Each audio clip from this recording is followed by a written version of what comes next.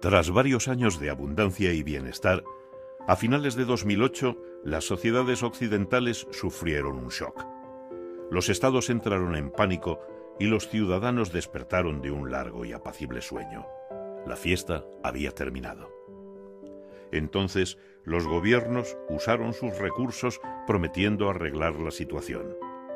Sin embargo, después de haber gastado miles de millones y haber intervenido sin reparos en todos los sectores, los problemas no han hecho sino empeorar. Desde los medios de comunicación, las aulas universitarias, los más diversos foros políticos y, por supuesto, la gente de a pie, han alegado como originarias de la gran recesión las más diversas causas: la avaricia, la falta de regulación, el simple devenir de ciclos recurrentes en la economía, todas ellas con una tesis común: la culpa recae sobre el capitalismo. El mercado, otorgando una excesiva libertad a los ciudadanos, nos ha llevado a esto. ¿Qué parte de verdad encierra esta afirmación? ¿Es realmente el mercado libre el responsable de la mayor crisis económica de la era contemporánea?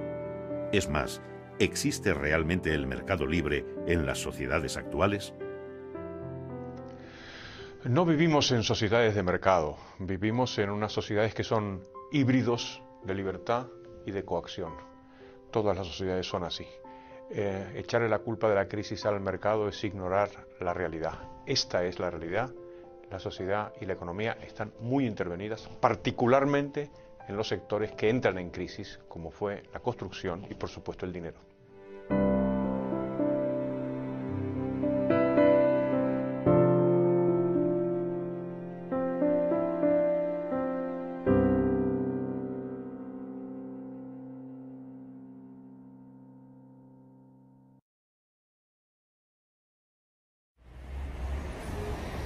Desde tiempos remotos, las economías han experimentado repentinos periodos de fuerte crecimiento seguidos de estancamiento y crisis. Este fenómeno, conocido como ciclo económico, no solo ha condicionado el desarrollo de las distintas sociedades, sino que por su continuada recurrencia ha hecho que las mismas terminen por acostumbrarse a él. Hoy la gente está más familiarizada que nunca con términos como crisis económica o inflación, dando por hecho su carácter inevitable. Sin embargo, ¿son los ciclos económicos inevitables? ¿Es realmente el capitalismo el culpable de estos inexplicables episodios en los que todos parecen equivocarse de manera masiva? Estas preguntas no son meramente académicas. La gente, más aún cuando está pagando sus consecuencias de manera dramática, necesita y merece saber su respuesta. Es importante entender que si hay un sector intervenido en las actuales economías es el sector financiero y bancario, y que por tanto la crisis que actualmente nos asola no es una crisis de la economía de mercado, sino todo lo contrario. Aquí lo que sucede es que vivimos en una época de socialismo monetario absoluta, ¿no? Empezando porque el Banco Central es un monopolio público, porque el dinero o los pasivos que emite el Banco Central no son convertibles en nada, ni siquiera en oro. I think we live in a sort of modern, technologically advanced manifestation of the Soviet Union, actually. I think it's much more like that. It's very central planning controls everything now. All the power has been centralized, you know, in the US at a federal level, in Europe at a federal level. So I think that there really are no free markets anymore, just interventions. Luego tenemos un órgano de planificación central, tenemos toda una maraña de regulación administrativa que establece o regula minuciosamente el comportamiento de los agentes financieros y un dinero público. Si esto es una economía de mercado, pues que baje Dios, venga y nos lo explique. Esto es socialismo puro y duro en pleno siglo XXI.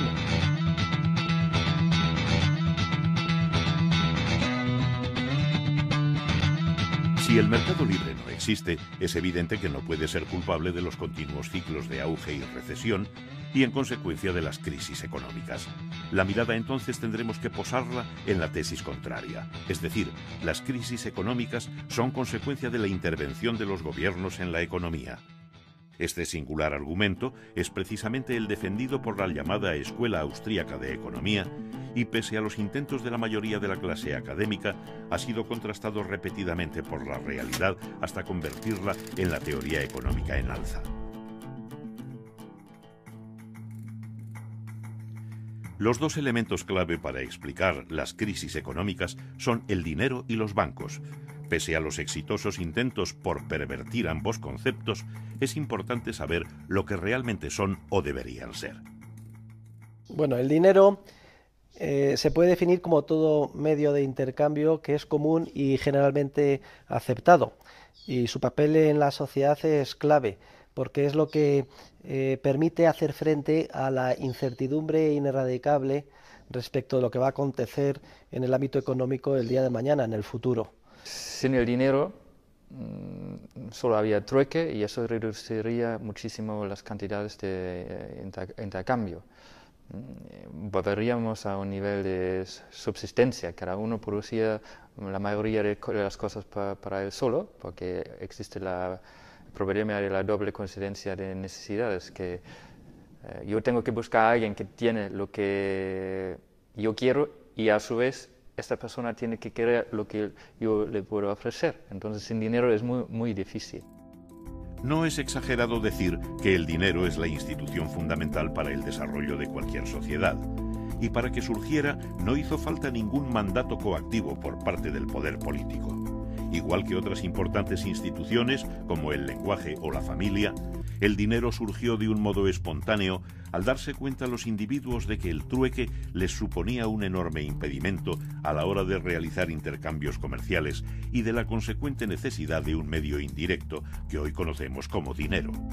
Tras una larga evolución, el medio elegido espontáneamente por los ciudadanos terminó siendo el oro, manteniéndose hasta entrado el siglo XX, cuando el poder político terminó aboliéndolo definitivamente a fin de sustituirlo por los actuales billetes de papel, un paso indispensable para consolidar el fraude en el que estamos inmersos.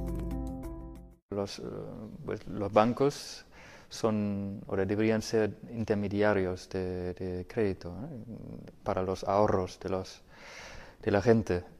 Reciben por un lado ahorros de muchas personas, a lo mejor cantidades pequeñas, y luego lo pueden prestar a empresas grandes cantidades o hipotecas, y así diversifican el riesgo y son intermediarios de ahorro y inversión. Los bancos son empresas cuya función, entre otras, consiste en servir de intermediarios entre los ahorradores y los inversores. A cambio de un tipo de interés, determinados ahorradores interesados en algo más que depositar simplemente su dinero, permitirían al banco que prestase sus ahorros a los inversores que éste considerase oportunos. Esta función de intermediación es clave en el éxito de cualquier economía, permitiendo canalizar grandes cantidades de ahorro hacia inversiones productivas. De hecho, cuando el vínculo entre ahorro e inversión se pierde, es cuando surge el fenómeno de los ciclos económicos. Ahora bien, si el banco solo puede prestar aquello que otros han ahorrado antes, ¿cómo es posible que este vínculo se rompa? Lo que pasa es que pronto los depositarios, es decir, los banqueros, se vieron tentados para incumplir digamos, las obligaciones tradicionales que los principios generales del derecho exigen en el caso del depósito. Y viendo que ese dinero estaba ahí ocioso, dijeron, ¿por qué no nos apropiamos de él si no hacemos ningún daño a nadie y lo utilizamos en nuestros negocios particulares? Sobre todo teniendo en cuenta que muy de vez en cuando el propietario original va a venir a demandar que se le devuelva el dinero que depositó. Y entonces surge lo que se conoce con el nombre de la banca con reserva fraccionaria, que es aquella que solo aguarda en su caja una fracción del dinero de verdad que se le ha depositado. At the heart of it all, the big macroeconomic problem that we have is that banks are allowed to lend money into existence, to do it without any real practical limit, and that's created all this discoordination and the crisis and the collapse. So there's an enormous amount of suffering and injustice has been created by these banking institutions. I think it's one of the biggest moral questions of our time. Desde hace siglos, los bancos, debido al interés político, gozan del privilegio legal de la llamada reserva fraccionaria, pudiendo prestar el dinero de sus clientes al mismo tiempo que tienen la obligación de devolvérselo de forma inmediata en el momento que éstos lo reclamen. De este modo, el banco rompe el vínculo entre el ahorro y la inversión al verse privilegiado para poder prestar el dinero de cada uno de sus depositantes, lo quieran estos o no, expandiendo el crédito de forma artificial o, lo que es lo mismo, creando nuevo dinero. Así, cuando una persona deposita 10.000 euros en el banco, este, en vez de guardarlo todo, solo está obligado a guardar legalmente un 2%, pudiendo prestar a otro cliente el resto. Este cliente lo usará para, por ejemplo, comprar un coche. De este modo, el vendedor del coche ingresará este dinero en otro banco, que a su vez solo guardará el 2% y volverá a prestar el 98% restante en un proceso que podría repetirse hasta 50 veces. En nuestro caso, con una base de dinero efectivo de 10.000 euros iniciales, se llegaría a obtener una oferta de 500.000 euros, siendo este dinero de nueva creación la semilla que alimenta la crisis. The Cobden Centre survey, we commissioned a reputable polling company to survey 2,000 people, and I believe it might even be as high as 74% think that the money that they deposit in a bank is theirs, when of course the legal relationship is you deposit the money, you lend the money. That's in effect another word for saying you lend the money to the bank, and the bank physically then owes you a debt obligation back. Pese a que no podamos establecer un punto claro en la historia a partir del cual comenzó a forjarse el fraude, es verdad que se encuentra un buen antecedente cuando en el año 1844, en Inglaterra, hartos de los continuos ciclos económicos de burbujas y recesiones, exigieron con la llamada ley de Peel un coeficiente de caja del 100% en dinero de verdad, que entonces era oro, en relación con la emisión de papel moneda. El problema es que los legisladores olvidaron incluir también la prohibición de emisión sin respaldo a los depósitos a la vista, de modo que los bancos, sin necesidad de emitir papel moneda, podían seguir creando nuevo dinero mediante simples apuntes contables en sus libros. Claro, esto hizo que los ciclos continuaran, las burbujas continuaran.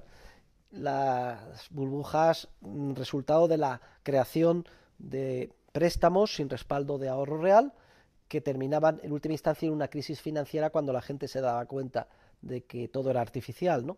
Entonces, se pone de manifiesto que cada un número regular de años, los banqueros privados, cuando vienen las crisis financieras, son insolventes porque no tienen el dinero en efectivo, en oro, necesario para devolver todos los depósitos que han creado.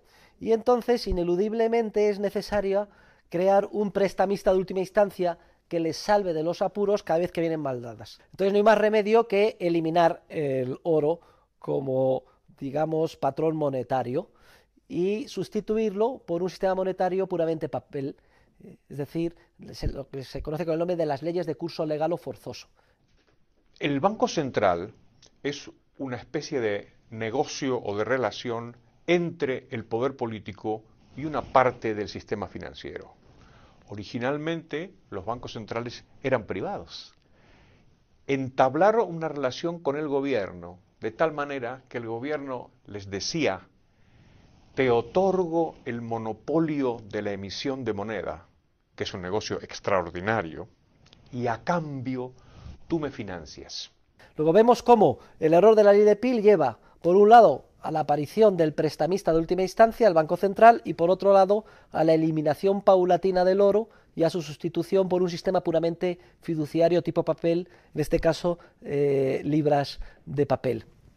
Whereas in 1971, the Bretton Woods system folded completely with the closing of the gold window by the Nixon administration in the US, leading us into a world of global paper currencies, where every currency in the world is confidence-based as opposed to being physically backed.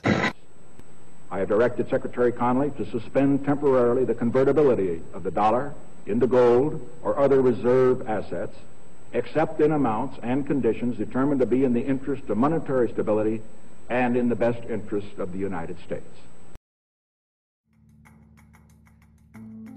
En conclusión, el sistema financiero actual, basado en la creación de los bancos centrales, la sustitución del dinero real por billetes de papel y el privilegio legal a los bancos privados para que puedan manejar a capricho los ahorros de sus clientes, es la clave para que el poder político siga a costa de su propia supervivencia, provocando tanto las crisis económicas como sus dramáticas consecuencias. Los gobiernos quieren gastar y impuestos no son muy populares, porque la gente ve claramente que el gasto del gobierno tiene un coste, que son los impuestos que le quitan el dinero. Entonces, otra forma de financiar los gastos es por la producción de nuevo dinero. Entonces, el gobierno gasta más que recibe en impuestos, por la diferencia imprime bonos estatales, luego el sistema financiero, los bancos, compran una gran parte de estos bonos y luego el Banco Central compra estos bonos. En los Estados Unidos los compra directamente o en la Unión Europea, en la zona euro, lo acepta estos bonos como colateral para nuevos préstamos a los bancos. Entonces los bancos reciben nuevo dinero que pueden expandir el crédito y los precios suben. Entonces la gente paga también para los gastos públicos, pero paga por la inflación y no lo relaciona a esto. Entonces es más popular porque si tú subes impuestos, los votantes te van a castigar probablemente, pero con el déficit público que se financia con la monetización y la inflación, la gente no te castiga o no te castiga tanto. En la práctica, la señal que provoca el inicio del ciclo económico es la bajada de los tipos de interés. Cuando estos caen, los empresarios se lanzan a iniciar negocios nuevos que parecen ser rentables. Esto es así cuando los tipos de interés bajan por causas naturales, como el aumento del ahorro real de la gente. El problema es cuando la bajada de los tipos de interés se produce por la manipulación de los bancos centrales y los gobiernos, llevando con ello a los empresarios a cometer errores fatales de un modo masivo. Es verdad que en principio se producirá un auge económico, se reducirá drásticamente el desempleo, subirán las bolsas, aumentará el valor de las inversiones y con ello la ilusión de la gente que creerá por fin posible llevar un mejor estilo de vida. Sin embargo, antes o después, todo termina revelándose como una gran mentira. Resulta que como la bajada inicial de los tipos de interés era artificial, los proyectos emprendidos por los empresarios y con ellos todos sus aparentes beneficios resultan ruinosos. Ruinosos tanto para la gente como para los propios bancos, que haciendo uso de su privilegio legal, no solo habrán prestado el dinero de aquellos que no querían prestarlo, sino que se lo habrán prestado a gente que ahora será incapaz de generar los beneficios suficientes para devolverlo y que además lo tendrán invertido en bienes con un valor inflado que está a punto de caer. Así, una vez que terminen subiendo los tipos de interés, el banco sufrirá unos problemas de morosidad que ni siquiera podrán arreglarse quedándose con el patrimonio del moroso, cuyo valor estará a la baja, llegando a una situación tan dramática que ni siquiera los bancos centrales podrán hacer nada para arreglarlo. La única salida será entonces la recesión económica, proceso en el que tendrán que purgarse todos y cada uno de los errores provocados por la penosa e interesada relación entre los propios bancos centrales y los gobiernos. ¿Y quién paga todo esto? Pues los usuarios de la moneda. En este sentido, es un gran fraude. La clave del sistema es que se trata de una especie de fraude legal. Ni siquiera los banqueros privados a nivel individual son conscientes del enorme daño que hacen creando de la nada créditos con cargo a depósitos de nueva creación, que son sus asientos en el pasivo de sus balances. El sistema monetario es un sistema legal. Tiene todos los plácemes de las constituciones y las leyes. Dentro de ese sistema es donde se generan unos procesos especulativos de burbuja y finalmente de crisis.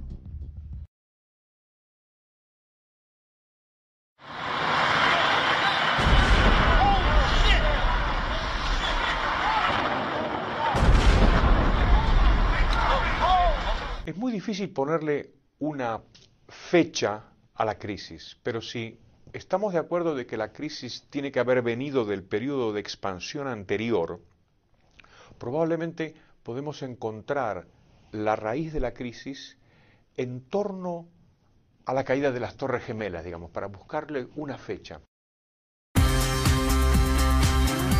Para encontrar los orígenes de la Gran Recesión, debemos remontarnos a finales de los 90, cuando nos hallábamos inmersos en la llamada burbuja de las .com, provocada por las mismas causas que la actual.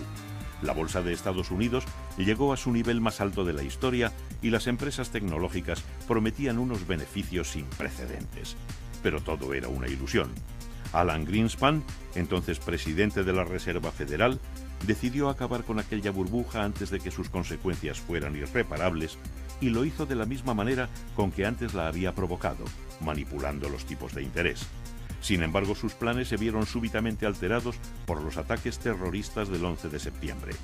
Las medidas de Greenspan ni ayudaban a superar el trauma, ni facilitaban la rápida financiación que el gobierno americano necesitaba para emprender su nueva aventura militar. To exist, you need an ideology. The question is whether it is accurate or not. And what I'm saying to you is, yes, I found a flaw. I don't know how significant or permanent it is, but I've been very distressed by that fact. Debido o no a este profundo error intelectual, los tipos de interés volvieron a ser manipulados tanto por la propia Reserva Federal como por el Banco Central Europeo, inundando el mercado con nuevo dinero. Si los bancos este dinero de nueva creación en forma de depósitos, que crean de la nada entregando una chequera, lo gastaran en bienes y servicios de consumo, hombre, esto distorsionaría, pero sería relativamente inocuo, solo afectaría o impactaría en el precio de esos bienes y servicios de consumo. El problema gravísimo es que el dinero de nueva creación lo prestan. Lo que leemos tantas veces en la prensa, de que hace falta que se abra el grifo del crédito. Yo cada vez que oigo eso me pongo nerviosísimo. Lo prestan, como si el ahorro de la sociedad real hubiera aumentado, cuando de hecho tal cosa no tiene por qué haber sucedido. Entonces, si lo prestan, lo que están haciendo es poniendo a disposición de los empresarios capacidad de pago y enviándoles el mensaje o la señal de que deben de emprender procesos de inversión que deben de madurar en un futuro más lejano.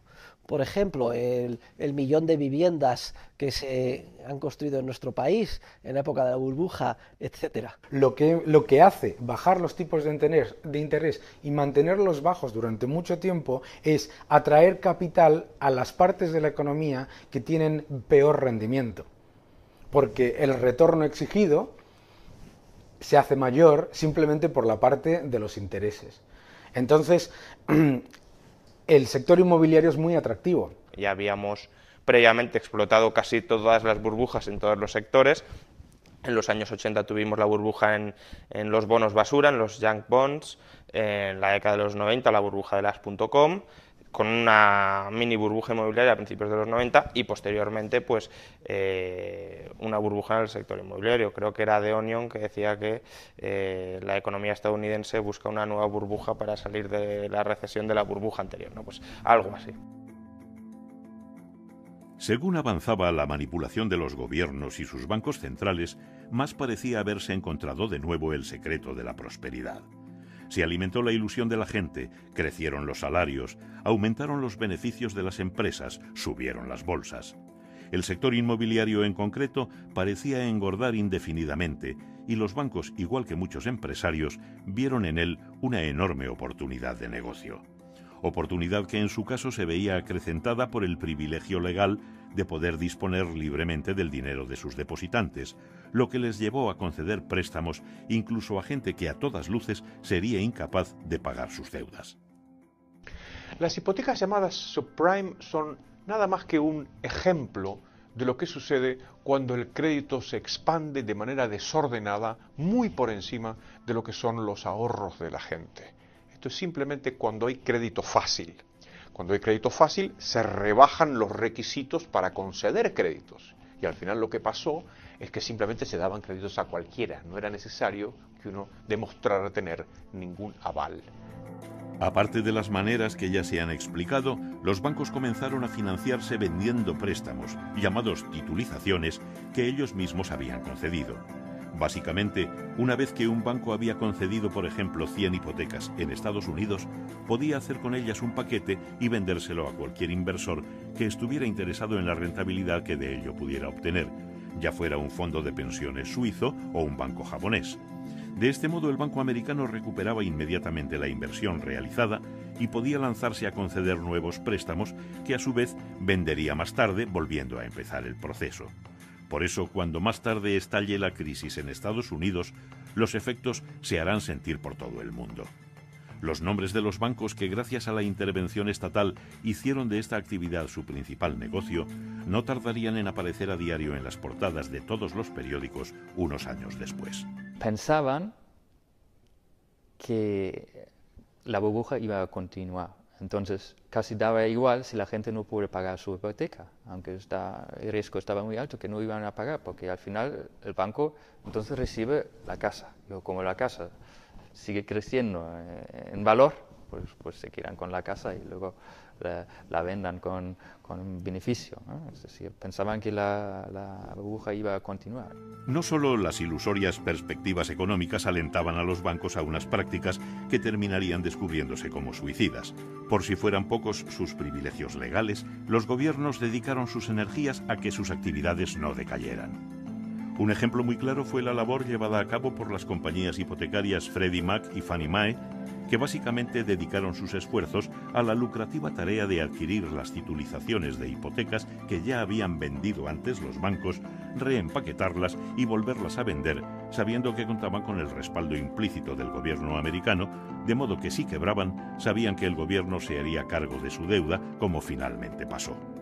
Hasta entonces, sin embargo, su actividad servía para que los bancos contasen con nuevos fondos, reiniciasen el proceso, titulizando no solo hipotecas, sino préstamos al consumo, a estudiantes, a la adquisición de coches, y engordasen la burbuja aún más, expandiéndola a otro tipo de negocios, entre los que destacaron las aseguradoras financieras y las agencias de calificación. Las agencias de calificación básicamente se dedicaban a, cuando los bancos titulizaban, o emitían deuda para financiarse ellos mismos, decían, bueno, esta titulización o esta deuda es de esta calidad, de muy buena calidad, por ejemplo, y por eso cobraban. Y luego las agencias aseguradoras lo que hacían era asegurar, como su nombre indica, que si quebraba, o si se impagaba, mejor dicho, esa deuda, ellas responderían a través de un instrumento financiero llamado CDS, ¿no? Seguro contra riesgo de impago. Al principio todo iba muy bien. ¿Por qué? Las aseguradoras mismo pues iban asegurando, y como nadie impagaba, pues cobraban por la prima del seguro, pero no desembolsaban nada. Y luego las agencias de calificación, porque normativamente, por regulación, era obligatorio pasar por ellas. Con el paso del tiempo, como la manipulación de los bancos centrales y los gobiernos hizo que la inversión se focalizara en actividades tan concretas como la inmobiliaria, no tardó mucho en desvelarse la falta de inversión en otros sectores, como las materias primas, vitales a la hora de seguir construyendo. Esa falta de inversión supuso una intensa subida de precios que los beneficiados por la expansión crediticia trataron de repercutir con poco éxito a los consumidores, provocando en última instancia el cierre de muchas empresas y el consecuente despido de trabajadores. Si tú repercutes aumentos de costes en toda la economía a los consumidores se les acaba la renta. Entonces, tú tienes que, como consumidor, tienes que empezar a discriminar. Me han subido un 20% la gasolina y me han subido la comida un 30%. Tú tienes que elegir, ¿viajo menos o como otro tipo de productos más baratos? Y al elegir, pues estás quitándoles demanda a unos y dándosela, o manteniéndosela, mejor dicho, a otros. Ante esta situación, Greenspan comenzó a elevar tímidamente los tipos de interés que él mismo se había encargado de bajar hasta entonces, con las consecuencias que ya sabemos. Pero el mal ya estaba hecho. Los sectores más inflados por el auge artificial de los años precedentes comenzaron su contracción, siendo incapaces de hacer frente a la subida de precios de las materias primas. Las empresas comenzaron a quebrar, especialmente durante 2007, dejando a la gente en el paro y con enormes deudas a las que hacer frente.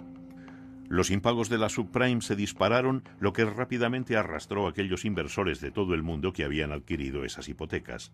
La enorme manipulación por parte de los gobiernos y los bancos centrales quedaba ahora en evidencia, y con ella el inmenso volumen de errores de inversión que había provocado.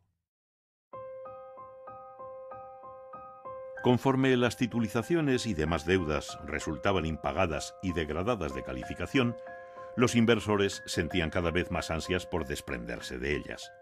Cuando en verano de 2007 se produjeron los primeros avisos serios de que algo grave pasaba, los bancos centrales, presos del pánico, se embarcaron en una suicida huida hacia adelante, inyectando a los bancos aún más dinero a fin de generar confianza. La Reserva Federal, ya con Bernanke a la cabeza, va aún más lejos, reduciendo en apenas 8 meses los tipos de interés del 5,25 al 2%, tratando de arreglar el problema del mismo modo con que antes se había creado.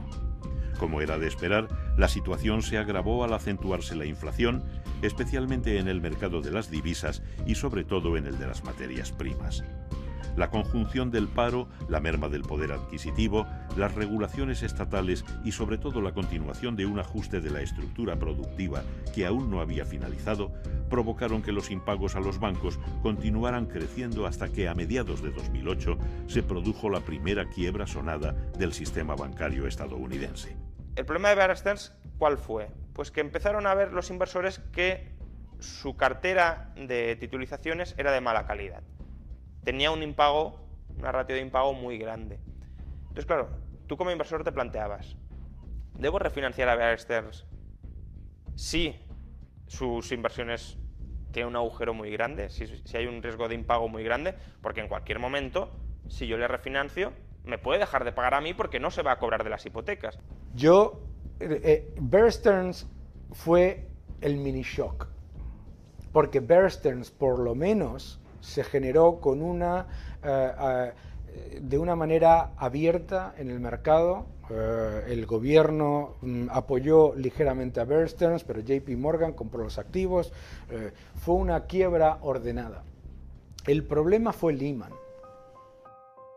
Pronto corrieron rumores acerca de la solvencia de Freddie y Fannie, por lo que el gobierno americano anunció que en caso de ser necesario las rescataría. Pese a la aparente calma que estas declaraciones supusieron, la primera semana de septiembre de 2008 se hizo evidente la quiebra de ambas, optando el gobierno por invertir $200.000 millones en ellas. De nada sirvió. Solo una semana después, además de anunciarse que Merrill Lynch se vendía a precio de saldo, se produjo la mayor quiebra de la historia. Todos los bancos tenían deuda o titulizaciones garantizadas por Freddie Mac y Fannie Mae. Entonces, si los bancos de inversión habían invertido en esto y estos activos ya empezaban a ser de mala calidad porque estaban rescatadas, ¿qué pasaba con esos bancos? Y ahí pues a Lehman Brothers le pasó algo muy parecido a Bear Stearns en marzo. El problema para mí empezó realmente con Lehman, que fue cuando se empezó a constatar de manera evidente que los estados decidían quién se rescata, quién sobrevive y quién no.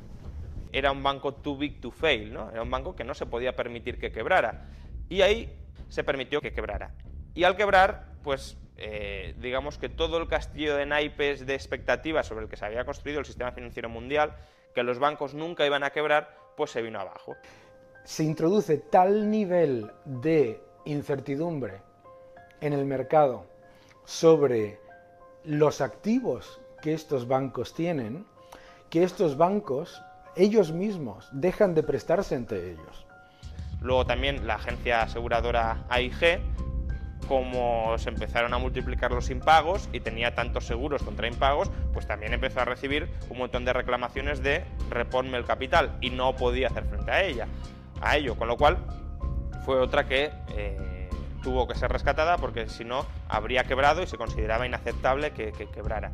Al final, ¿qué sucedió? Bueno, pues la Reserva Federal sostuvo el crédito a corto plazo, solo prestaba a corto plazo la Reserva Federal, no como luego, que se ha puesto a comprar activos a 30 años, que eso es una barbaridad, y bueno, aguantó el sistema. Y luego, el gobierno de Estados Unidos, por otro lado, lo que hizo fue recapitalizar los bancos con dinero público, que no es ni mucho menos la opción preferible, pero tampoco fue pues un disparate absoluto porque en Estados Unidos afortunadamente el activo de los bancos tenía partes muy malas, pero también tenía partes relativamente aceptables, con lo cual a los pocos meses del rescate pudieron devolver todo el dinero. Ya digo, no fue la mejor opción, habría habido otras opciones mejores, pero no fue el disparate como se pudo hacer en otros países como Islandia, que quiso rescatar todo su sistema bancario sin tener ninguna posibilidad real para ello.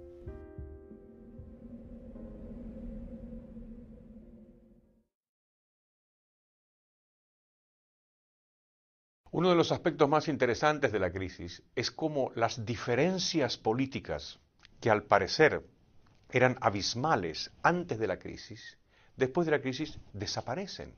Y todos los gobiernos del mundo han salido a expandir la oferta monetaria con rescates bancarios, a subir los impuestos, a subir el gasto público, todos.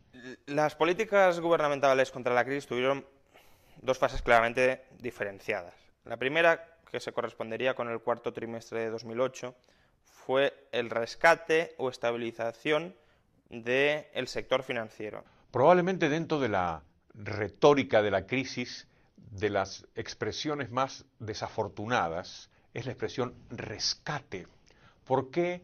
Y porque carece de connotaciones peyorativas. ¿Quién va a estar en contra de un rescate? Parece que un rescate necesariamente es bueno. Y ahí esto es un grave error, puesto que hay bancos, entidades que no deberían haber sido rescatadas. La manera correcta de haber hecho esto, y que no habría costado ni un solo euro y además, o dólares, y además se habrían asignado exactamente las pérdidas a los responsables de ello. Bueno, lo primero, los bancos que sean insolventes, los accionistas lo pierden todo. Es de sentido común. Una empresa que está quebrada es una empresa que pierde, cuyos accionistas lo pierden todo, por definición. Luego, como tenemos un exceso de deuda sobre el activo, de pasivo sobre activo, que así se define la quiebra, sería cuestión de convertir una parte de esos pasivos en fondos propios. Esta operación se conoce como capitalización de deuda y también es bastante recurrente en el sector privado empresarial distinto del financiero. De manera que, por ejemplo, los acreedores de deuda subordinada, que es una deuda basura básicamente, se convierten en accionistas. No cobran el dinero, porque obviamente el banco está quebrado, no cobran nada, o no cobran en dinero, sino que cobran en acciones. Luego, si ni siquiera con los deudores subordinados conseguimos reflotar el banco, pues ya vamos escalando un poco, ¿no? Pasamos a los acreedores a más largo plazo, a los acreedores que han comprado otros instrumentos de riesgo, etc. Lo último que habría que tocar serían los depósitos a la vista, porque claramente quien ha metido dinero en un depósito a la vista en un banco no es porque esté esperando hacer una inversión especulativa a largo plazo. Por tanto, primero vamos tocando las inversiones, por orden de relación, las inversiones más especulativas y más a largo plazo, y eso lo vamos convirtiendo en accionistas. ¿El resultado? Pues que cuando hayamos convertido una masa mínima de acreedores del banco en accionistas, el banco estará recapitalizado. Si hay pérdidas, por ejemplo, si las acciones caen mucho de precio por debajo de lo que esperaban cobrar los acreedores, pues lo siento mucho, pero usted invirtió en el banco a riesgo y se ha arriesgado a perder dinero. No habría que haber metido ni un solo euro o dólar del contribuyente. Y tampoco es que sea una conversión tan exagerada de deuda. Para que nos hagamos una idea, la mayoría de bancos estadounidenses, convirtiendo menos del 5% de todos sus pasivos, estaban recapitalizados automáticamente. Muy al contrario, los estados optaron por rescatar a la banca jugando con el dinero de los contribuyentes. La manera más escandalosa fue la llamada creación de un banco malo, como sucedió en Irlanda. Mediante esta fórmula, el sector público optaba por comprar a los bancos todos sus activos tóxicos a precios inflados, de modo que la inversión nunca sería recuperada. Otra manera, puesta en práctica en Estados Unidos, consistió en convertir al Estado en accionista de los bancos, con la arriesgada intención de, cuando se normalizase la situación, poder recuperar lo invertido. En ambos casos se manifestó de nuevo la privilegiada situación de la banca y los ciudadanos tuvieron que soportar cómo su dinero era usado para salvar a unas empresas insolventes que además podían seguir repartiéndose dividendos y remunerando a sus directivos como si nada hubiera pasado. Una vez se consiguió la estabilización del sistema financiero, se pensó que lo único que hacía falta para ya volver a recuperarnos era que a la economía real, que había quedado un poco pachucha, pues darle alguna alegría, estimularla un poco. En esto consiste el Plan Español de Estímulo de la Economía y el Empleo, que desde hoy vamos a llamar Plan E. ¿Qué sucedió? Pues que claro, ¿quién compró esa deuda pública durante años? El sistema bancario. Cuando se empieza el proceso de endeudamiento de los estados, se continúa con el proceso del endeudamiento de los bancos. Y ese ha sido, es difícil decir quién fue primero, la gallina o el huevo, pero lo que sí es fácil es decir que lo que hemos tenido ha sido un proceso en el que los dos estaban participando del mismo problema e impulsando el mismo problema a la vez. La estabilización y el rescate del sistema financiero, que como digo tenía su parte de lógica, que habían acometido a finales de 2008, se truncó en 2010 y sobre todo en 2011. ¿Por qué? Porque contaminaron todo el balance de los bancos y lo contaminaron con activos tóxicos, esta vez no hipotecarios, sino de deuda pública. Si suponemos que no se podrían haber corregido las cosas antes, o sea, si damos por supuesto que la historia anterior es inevitable y nos encontramos con el estallido de la crisis, ahí había que abordar diferentes soluciones. Una es la apertura de los mercados. Es importante que cuando la economía cae, cuando se restringe la actividad económica, la economía sea muy flexible para que los agentes puedan cambiar rápidamente de actividad. Cuando perciben que un sector está muy inflado, como por ejemplo sucedió con la construcción o con la banca, puedan rápidamente cambiarse de sitio. Para eso hay que cambiar la legislación laboral, hay que abrir los mercados de todo tipo. Eso es un campo. El otro campo es el campo de la hacienda. Y ahí lo que habría que haber hecho es bajar el gasto público, bajar los impuestos y bajar la deuda pública. Los gobiernos hicieron estas tres cosas al revés. Subieron los impuestos, subieron el gasto y subieron la deuda pública. Y el tercer campo es el campo bancario, claro. Intentar reformar el sistema ajustándolo de tal manera que esa capacidad natural dentro de este sistema que tiene para crear burbujas se vea un poquito mitigada en el futuro.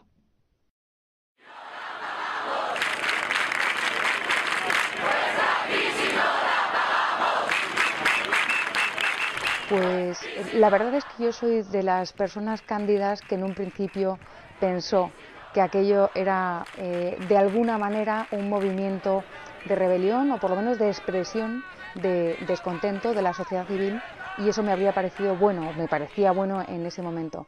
Está muy bien salir a la calle y decir nos estáis tomando el pelo, pero hay que ser consecuente y no dejarse embaucar por las fuerzas políticas que te van a seguir prometiendo el oro y el moro, ¿no? Más grave aún que el desconocimiento económico de la gente es que las ideas más peligrosas, aquellas que nos han llevado a todos a sufrir la gran recesión, son precisamente las que abundan entre los supuestos intelectuales.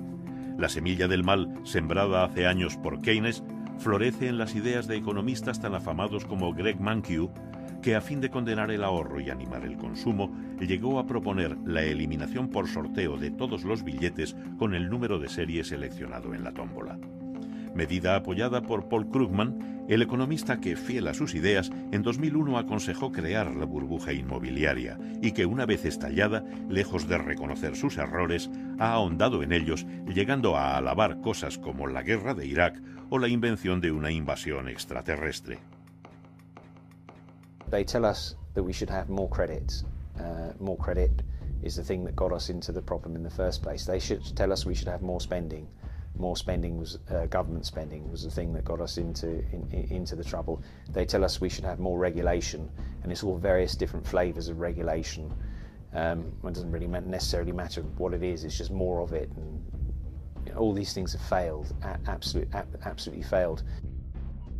Para evitar la repetición de ciclos recurrentes de auge, crisis financiera y recesión que vienen asolando la economía de mercado desde hace 200 años, sería preciso rediseñar el sistema financiero y bancario a nivel mundial y hacerlo compatible con las exigencias de una economía de mercado, de un sistema capitalista, que se basa en el cumplimiento estricto de los derechos de propiedad. Y esto implicaría tres reformas. En primer lugar, completar la ley de Peel allí donde quedó incompleta, es decir, exigir también el coeficiente de caja del 100% para los depósitos a la vista y equivalentes. Cuando digo equivalentes es porque la banca también vende muchos depósitos supuestamente a plazo, pero que en realidad te dicen sottovoce que los puedes retirar sin penalidad cuando quieras.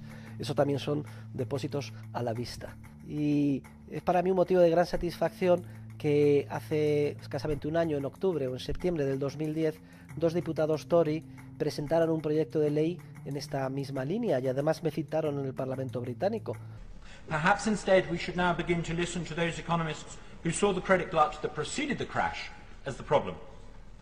The Cobden Centre, the Von Mises Institute, Herta de Soto, they all grasped that it was the overproduction of bogus candy floss credit before the crunch that gave rise to the credit crunch. It's time to take seriously their ideas on honest money and sound banking. Now, the Keynesian monetarist economists might recoil in horror at the idea. Their orthodoxy holds that without these legal privileges for banks, there would be insufficient credit. The oil that keeps the engine of capitalism working, they say, would dry up. The machine would grind to a halt. Not so. Under my bill, credit would still exist, but it would be credit backed by savings. In other words, it would be credit that could fuel an expansion in economic capacity that was consummate with savings or deferred consumption. It would be, to use the cliche of our day, sustainable. It's an amazing thing just how few members of Parliament in the UK really understand the monetary system. It's such a fundamental institution in a society based on the division of labour, and yet most members of Parliament don't study money. Even members of Parliament who are good economists don't usually study the institution of money itself and the real details of the way banking works. La segunda medida esencial sería acabar con el órgano de planificación financiera, es decir, este que hemos denominado Banco Central. Los bancos centrales ya no serían precisos con un coeficiente de caja del 100% como prestamistas de última instancia, ya no habría que proteger a la banca. Si en cualquier caso de pérdida de confianza, cuando fueran los depositantes a por su dinero, siempre estaría allí. Por tanto, ya no sería preciso. Y además dejarían de actuar de manera perversa como actualmente están actuando cuando pretenden fijar el tipo de interés. Conseguiríamos, por tanto, eliminar el último bastión del socialismo que ha quedado después de la caída del muro de Berlín, que son los bancos centrales. Y en tercer lugar, la tercera medida responde a la siguiente pregunta: ¿quién se ocuparía de la base monetaria? Y lo que propongo es la reintroducción del patrón oro, un patrón oro clásico con coeficiente de caja del 100%. El stock mundial de oro ha venido creciendo en torno al 2% al año y además tiene la ventaja de que el oro no se puede manipular ni crear al antojo de los gobernantes. El oro supone una especie de corsé que disciplina la acción de todos los agentes que participan en una sociedad y en el mercado. Por eso el oro es una institución esencial y tan importante para el avance de la civilización. I think the average worker would be very much supported by a gold standard or rather by a disciplined monetary system, because the purchasing power of his money will not be diluted on an annual basis. In other words, he will be able to buy the same amount of goods and services and potentially even slightly more goods and services on an annual basis. Effectively, what it does is remove the stealth effect of inflating the money supply.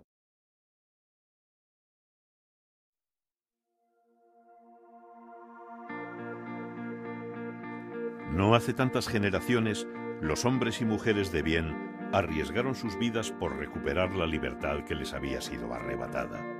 Muchos murieron en el intento.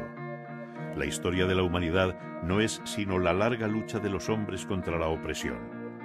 Hoy el riesgo es menor, infinitamente menor, pero lo que está en juego es exactamente lo mismo. Hemos visto cómo los individuos han enfrentado multitud de crisis a lo largo de la historia, y de todas ellas han salido con un poder político más fortalecido.